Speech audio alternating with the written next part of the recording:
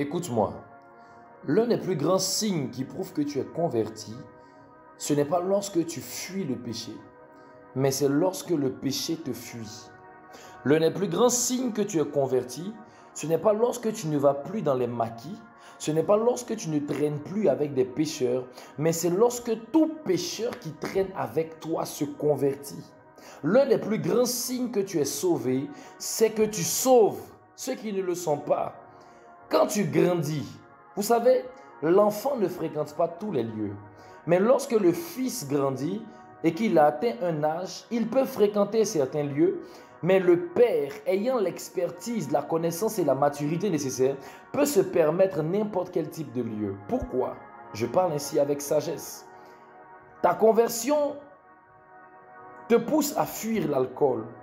Ta conversion te pousse à fuir l'impudicité avec les hommes, avec les femmes. Ta conversion te pousse à fuir les pécheurs, selon qu'il est écrit. Heureux l'homme qui ne marche pas selon le conseil des méchants, qui ne s'assied pas en compagnie des pécheurs, qui ne s'arrête pas sur la voie des moqueurs, mais qui trouve son plaisir dans la loi de l'Éternel, qui la médite jour et nuit. Ma question est la suivante.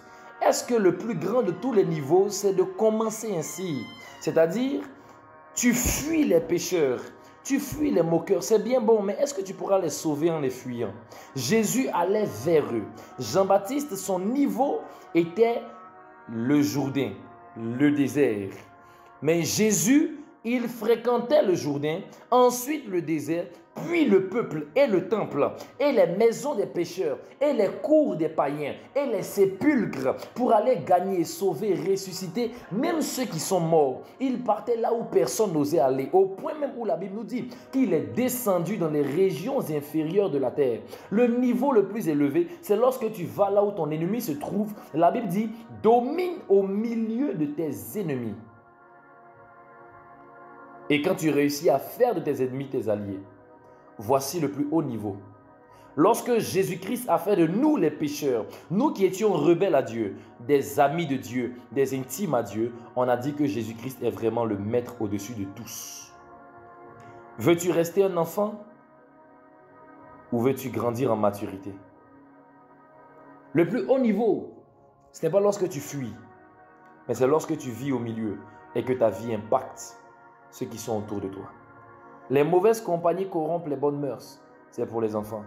Quand tu grandis, ce sont les bonnes compagnies qui corrigent les mauvaises mœurs. Quand tu grandis, ce sont les bonnes compagnies qui transforment, qui façonnent, qui améliorent, qui modifient et qui bonifient les bonnes mœurs, les mauvaises mœurs. Tu marches avec une mauvaise personne et elle te rend mauvaise, c'est que ta semence de bonté, ta semence de vie n'est pas assez impactante. Tu marches avec une mauvaise personne et tu deviens une mauvaise personne, c'est que le Dieu qui t'a rendu bon, il est en vacances ou il s'est retiré pour quelque temps. Parce que le Dieu qui t'a transformé transformera tous ceux qui s'approcheront de toi. C'est ainsi que tu ne peux jamais envoyer l'eau là où il y a le feu et le feu là où il y a l'eau. J'ai parlé avec sagesse et je crois que quelqu'un m'a compris. Que Dieu vous bénisse donc. Je vais déclarer une parole, tu vas dire avec moi en commentaire, je reçois.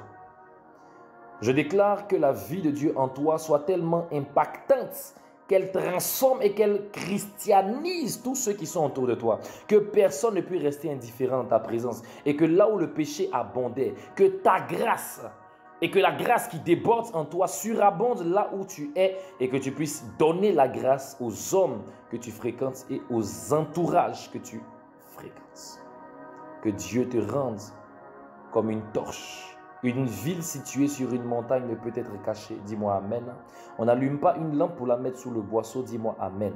Lorsqu'on allume une lampe, c'est pour la placer sur la table afin qu'elle éclaire toute la maison. Tu ne peux pas dire que tu es une lumière et que tu n'éclaires pas. Tu es lumière, alors brille. La lumière brille dans les ténèbres. Jean chapitre 1.